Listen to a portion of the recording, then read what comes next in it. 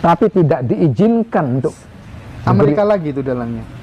Iyalah, tapi malu bonekanya, Mas. Iya, Pak. Terus taruhlah di rumah sakit kita juga besar waktu itu, rumah sakit umum misalnya itu, kenapa nggak taruh di rumah sakit di Wisma Yaso? Itu di Wisma Yaso itu begini, setelah beliau di Istana Bogor, kan pindah ke Istana Bogor, tidak di Jakarta, waktu itu didampingin oleh Pak Subandrio sebagai waktu itu Perdana Menteri, juga sebagai Kepala Intelijen BIN lah kita sekarang, oleh Pak Subandrio, naik helikopter ke Istana Bogor.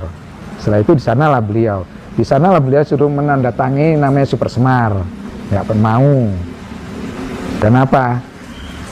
Super Semar ini nggak bener lah, bukan buatan beliau, gitu. Suruh menandatangani nggak mau. Datangin situ oleh jenderal dan menengah waktu itu, beliau pernah sampai dipukul di situ. Nah, sampai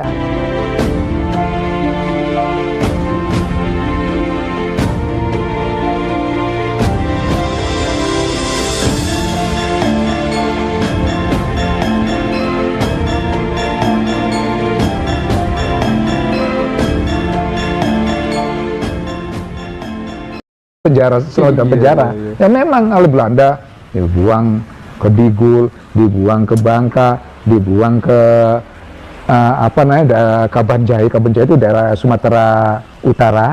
Di sana yang namanya itu satu desa atau kecamatan ya sekarang, yang namanya itu Brastagi, sana ada Sembrono. Terus di Danau Toba, di Danau Toba itu juga ada Istana Danau Toba, di bawahnya ada gua untuk lari lihat air. Itu ada istana beliau. Yang terakhir beliau dibuang Bengkulu, dari Bengkulu ini Bengkulu, terus beliau dibuang lagi ke mana ini namanya, dari sini Bangka. Itu di sana beliau memerintahkan pada waktu itu serangan Fajar Jogja, 8 jam di Jogja, 6 jam di Jogja itu ada beliau yang memberikan kepada Panglima Sudirman dan pada Sultan Hamengkubuwono IX untuk melakukan gerakan militer bahwa republik ini masih ada. Itu langsung perintah dari beliau dengan suratnya lah, waktu ada yang bawa. Itu kepada dua orang ini, gitu. Nah, terjadilah gerakan itu kan. Itu nanti dalam basis berikutnya lah, gitu ya. Kita sekedar rangkanya gitu. Jadi beliau dikejar sejak muda. Apalagi setelah presiden, terjadi pemberontakan di ITT Permesta, terus Kahar Mujakar, terus apalagi itu banyak lah ya. Nah, di sini semua dan menuju pada satu titik ada tentang pembunuhan Soekarno semuanya. Saya kan tidak pernah berhasil. Kenapa tidak pernah berhasil? Karena pada waktu rakyat kita betul-betul ya, bangsa ini sangat gitu, sangat mendukung, sangat cinta oleh Bung Karno. Nah, melindungi lah situ. Terjadi peristiwa pembunuhan Cikini Raya, terjadi peristiwa waktu di Makassar di bom. Dia waktu beliau juga sholat di masjid, hanya satu staf ditembak, yang kena sebelahnya, Bung Karno nggak kena. Nah demikianlah, masih ada yang mendampingin. Ilmu apa itu, Pak? Kawarune Wong Jawa, Mas. Oh gitu ya? Iya, Wong Jawa itu Jawa betulan enggak. Nah terus dari sini, nah dalam perjalanan pemerintahan ini mulai ada yang tidak suka. Nah ini juga kembali lagi Amerika lagi sama Inggris. Ya termasuk yang menanganin kasusnya beliau, yang menanganin kesehatan beliau di hari-hari terakhirnya itu kan harusnya karena presiden kan dirawat oleh dokter kepresidenan. Tapi ini justru dokter umum, Dokter Mayor Suroso kan ya? Iya betul. Nah, bahkan obat pun udah dikasih nggak ditebus. Iya, begini bukan nggak ditebus, Mas. Jadi dia selaku seorang presiden hingga akhir hayat itu masih seorang presiden, harusnya punya hak untuk berobat ke luar negeri. Nah. Tapi tidak diizinkan untuk Amerika lagi itu dalangnya. Iyalah, tapi malu bonekanya, Mas. Iya. Terus taruhlah di rumah sakit kita juga besar waktu itu, rumah sakit umum misalnya itu, kenapa nggak taruh di rumah sakit di Wisma Yaso? Itu di Wisma Yaso itu begini, setelah beliau di Istana Bogor, kan pindah ke Istana Bogor, tidak di Jakarta, waktu itu didampingin oleh Pak Subandrio sebagai waktu Perdana Menteri, juga sebagai Kepala Intelijen BIN lah kita sekarang, oleh Pak Subandrio, naik helikopter ke Istana Bogor. Setelah itu di sanalah beliau suruh menandatangani namanya Super Semar. nggak mau. Kenapa? Super Semar ini nggak bener lah, bukan buatan beliau. Gitu. Suruh datangnya nggak mau. Datangin situ oleh jenderal dan menengah waktu itu. Beliau pernah sampai dipukul di situ. Nah, sampai akhirnya karena beliau ini dipukul, jatuh dan kepalanya berdarah. Lalu oleh Pak Harto, atas permintaan anak beliau, Presiden Soekarno, dipindahlah ke Wisma Yaso sejarahnya. Dari Wisma Yaso yang menungguin waktu itu ya Bu Mayomi atau Ratna Sari Dewi yang dari Jepang. Oh iya. Nah, merawat itu. Oke. Dan ini juga ada dokter. Tapi yang diberikan bukan obat-obat yang tepat sasaran untuk penyakitnya. Oh. Kan dia juga kena gagal ginjal. Iya, ginjalnya bermasalah, ada Iya. kelainan nih. Itu pernah diobatkan sampai ke RRT waktu itu. Justru diperbanyak vitamin-vitamin aja kayak. Iya, cuma kasih vitamin. Itu pun dokternya cuma 2 kali datang. Nah, dokter ini memang umum yang dokternya IPB yang dokter ini selalu bergerak dalam apa namanya itu dokter hewan. Gitu. Dan memang sengaja dibuat demikian. Memang misalnya itu dibunuh secara perlahan kok. Hingga sampai beliau sudah tidak kuat, banyak. Hingga pada waktu di Wisma Yaso itu KKU 2 truk atau 3 truk datang sana untuk mengambil beliau, diselamatkan lah, misalnya gitu. Lalu Paduka mengatakan, jangan, kalian kembali. Saya tidak ingin terjadi pertumpahan darah antar saudara. Ini tidak mau perang saudara. Begitu ya Pak. Kembali. Soekarno boleh hancur, Soekarno boleh mati. Tapi Republik yang saya bangun ini jangan sampai hancur. Gitulah. Udah sampai akhirnya Pak Bung Hatta, sahabat beliau, datang sampai nangis juga memeluk beliau. Kok lihat saudara yang ini kok sampai demikian disakitinya, minta supaya dipindah ke rumah sakit, nggak dipindah. Hingga saat yang sudah mendesak sekali, putri beliau minta dipindahlah ke rumah sakit Angkatan Darat Gatot Subroto. Itu di sana. Di sana pun akhirnya beliau meninggal. Nah, memang meninggal di skenario. Dan memang menderita banget ya Pak. sangat menderita memang. Pengen beli nasi sama kecap aja susah. Nggak bisa. Kenapa Mas? Sebelum beliau di sini ya, pernah beliau itu dari Bogor pernah waktu itu sudah pindah ke Jalan Sriwijaya Raya, itu rumah Ibu Fatmawati, beliau dari sana. Seneng kan ketemu keluarga gini waktu itu. Seneng gini sampai orang nggak nyangka tuh, orang jualan nggak nyangka gitu ya kalau itu presidennya. Saya tahu kejar Bung Karno, lari sama mobilnya gitu, senang. Nah, ini kan mereka diawasi oleh intelijen gitu. Akhirnya karena ini supaya mereka nggak sembuh diambil lagi. Gitu. Nah, akhirnya taruhlah Wisma Yaso itu juga. Dan anehnya Wisma Yaso itu sekarang nggak ada, diganti Museum Sudirman. Enggak, Satria Mandala kalau. Iya, Satria Mandala itu. Iya. Itu betul. Jadi kan begini Mas, jangankan yang namanya Wisma Yaso, ini bangun gitu. Sekarang yang bangunan bersejarah kebangsaan dan kebangsaan Timur 56 ya untuk ya kebangsaan Timuran itu. Dan itu kan untuk memproklamasikan kemerdekaan Republik Indonesia. Nah, bangunan dihabisin kok Orde Baru, akhirnya dibangun sekarang kayak tugu-tugu dengan patung Bung Karno dengan patung Bung Hatta itu. Itu kan untuk menghilangkan jejak yang namanya Soekarnisme tadi, ajaran Soekarno. Tapi apakah masuk akal kalau kemudian Bung Karno dan Pak Harto ini kemudian konfrontatif begitu? Apakah masuk akal kira-kira? Apa enggak memang semuanya serba by design? Wes Harto, kamu nanti harus begini, anggap aja ini gini. Apa enggak begitu kira-kira? Kompromi-kompromi begitu, Pak? Sebetulnya semua itu yang terjadinya oleh Kapitalisme Barat. Jadi oleh waktu itu intelijen CIA Amerika dengan MI6 Inggris. Oke. Ya, sekarang kan sejak zaman dulu itu antara Inggris dengan Amerika selalu bergandengan tangan terus untuk menyerang satu negara, untuk merampok satu negara yang berdaulat, kan selalu bergandengan terus, saling mendukung. Nah, yang lain-lainnya itu mengikuti aja, gitu. Nah, dalam hal ini pun by design. Kenapa? Satu, Bung Karno menyerang Malaysia pada waktu itu. Kenapa?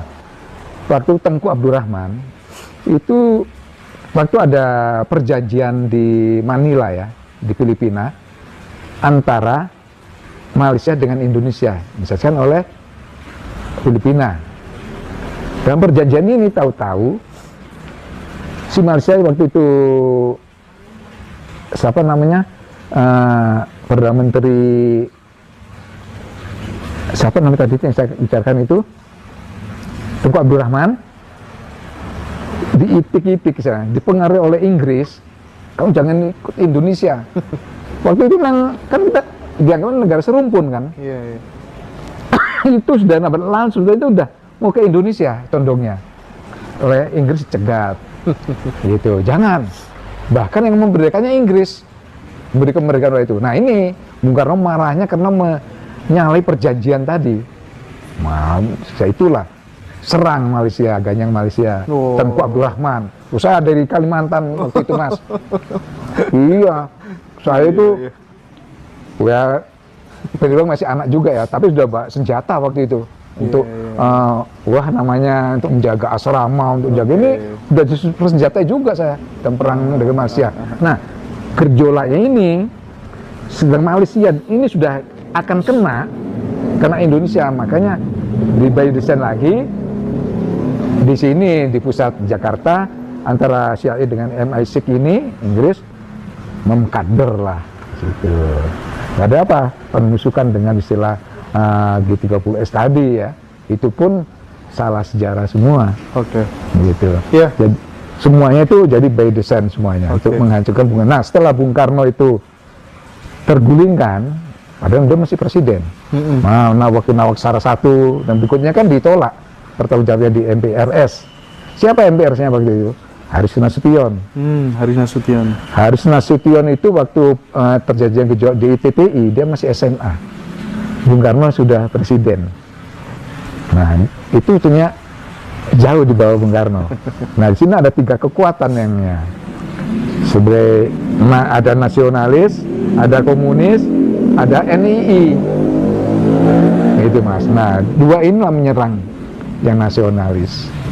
Inilah begundal-gundalnya kapitalisme Barat yang 2 ini tadi. Nah, akhirnya Bung Karno jatuh. Situ dengan jatuhnya Bung Karno karena mereka berjasa menaikkan seorang yang jadi yang dipilih, maka Freeport lah sebagai pengembalian dana-dana untuk pergerakan itu. Ya, waktu itu kan masih Tembagapura. Akhirnya emas, bukan Tembagapura, emas dan segala bagian di Freeport karena dihabisin pada waktu itu selama 30 tahun lebih. Nah sekarang sudah alhamdulillah sudah kembali walaupun belum sepenuhnya, tapi Republik yang memegang penentuan di Freeport itu tadi. Iya. Gitu. Tapi apakah kemudian dominasi Amerika ke Indonesia itu sekarang tidak bergeser Cina ke Indonesia yang esensinya sama, Pak Bagus? Loh, kalau kita lihat Mas, seluruh mata dunia itu terjadi Indonesia untuk mencari makan di Indonesia. Kasarnya ngomongnya kan mencari makan. Gitu ya? Iya, kalau nggak bisa halus ya diperkosa kan gitu ya. Nah ini kamu udah bagian jam malam, aku yang pagi. Iya, pembagian wilayah. Kami yang sana. Itu memang Mas, kita di peta. Iya. Indonesia Timur milik Amerika, ini Cina, yang ini siapa gitu. Memang ada itu. Secara konkretnya memang ada. Tapi memangnya dia yang punya negara kan gitu. Tapi kita ya tadi Mas, selama kita masih menjadi negara kesatuan Republik Indonesia, tidak akan bisa mereka selesaikan. Oke. Makanya sekarang yang lagi getol-getolnya ini kan Papua. Untuk bisa lepas ini kan melalui Australia, lagi Inggris, lagi Amerika yang main di situ. Ini berarti yang membackup Papua KKB itu, iya. Kalau kita boleh menerka-nerka, Iya. Berapa negara Pak Bagus? Yang negara besar yang maksudnya Inggris, Amerika. Mereka punya bawaan lagi negara kan kayak Australia. Masuk Australia. Dan Australia kan dominannya Inggris gitu kan. Nah, mereka bergabung sini cuma tidak terang-terangan. Mereka juga bergerak melalui pengkhianat bangsa. Masalahnya kan PBB juga dikuasai Amerika. Iya betul. Nah, kalau melihat konstelasi politik internasional seperti ini gitu, seberapa besar kemungkinan Papua akan lepas dari NKRI? Saya mengatakan tidak akan lepas. Tidak akan lepas. Bahkan bisa-bisa Australia tercakup ke kita. Australia justru akan tercakup kita. Makanya waktu Bung Karno itu ditanya oleh PBB, yang kamu minta ini negara Hindia Belanda atau Majapahit? Kan di sana ada piagam PBB itu ada, Mas. Nah ini, baru minta. Wah, kalau saya minta Majapahit segitu besar yang akan saya selesaikan. Yakin itu Pak Bagus, Papua tidak akan lepas? Nggak akan lepas. Tidak akan lepas. Yakin. Ya? Justru malah akan bertambah yang bertambah, iya. Sebetulnya Papua Nugini dulu pernah, Mas, mau bergabung ke kita pada waktu itu. Cuma ada yang penghalang lagi, Inggris penghalang. Amin, amin. Nah, Saya senang ya. itu. Karena apa? Papua ini saya bergerak itu kan bukan orang Papuanya, sudah, Mas. Bisa-bisa Papua Jakarta, Papuanya Amerika, Papuanya Inggris, Papuanya Australia. Jadi untuk orang Papuanya sendiri sebagai bangsa Indonesia juga bagian dari enggak gitu pikirannya. Enggak begitu. Itu kan yang ya kayak peristiwa Timur jadi Timur Leste gitulah. Itu banyak pengkhianat bangsa yang diselesaikan. Duit semuanya. Ya isi perut kan. Baru makan sehari 3 piring berapa rupiah. Itu berapa triliun atau miliar yang mereka selesaikan. Kalau alasan infrastruktur sekarang kan juga berbeda dengan presiden-presiden. Iya betul, infrastruktur yang mereka bangunkan dan sebagainya. Di mana Jokowi dianggap dewa kok di daerah sana ibaratnya di malaikat katanya bagi orang Papua. Karena dibangun total di sana. Itu saya tahu ya, Mas ya. Datang waktu itu ke Wasior. Wasior itu Papua Barat, Manokwari. Wah itu dari Jakarta malam terus sampai sana itu pagi kan 1 jam di mana Makassar. Berangkat saya orang 4 ke sana waktu itu. Dan saya dari Manokwari berlima dengan satu anak kepala suku sana untuk masuk ke daerah Wasior. Ternyata setelah sampai di Manokwari cuma saya dengan 1 orang lagi, Mas. Orang Bin itu ke Wasior naik pesawat Susi Airlines dulu, yang cuma berapa orang, itu punya Ibu Susi, gitu. Jadi pesawat itu kena angin bisa ikut angin gitu. Nah sampailah di Wasior turun, itu pun berangkatnya dan saya bawa tas, tinggal pakai tas kecil aja, jadi pakaian nggak bawa, tas kecil, bawa masuk di sana, turun dari pesawat di sana tuh apa landasnya masih tanah, pesawat kecil, langsung dijemput sama 1 kendaraan, cepat dilarikan, hilang. Nah, saya ke sana tuh lihat daerah kabupaten, di sini besaran desa, dan kabupaten itu rumah sakit umumnya sebesar puskesmas. Pasarnya itu masih pakai tenda-tenda. Ini kabupaten kok begini, gitu. Nah, akhirnya dari sana itu saya bisa tahu lah bahwa Papua itu memang sulit untuk ditembus lewat darat, kecuali udara maupun laut.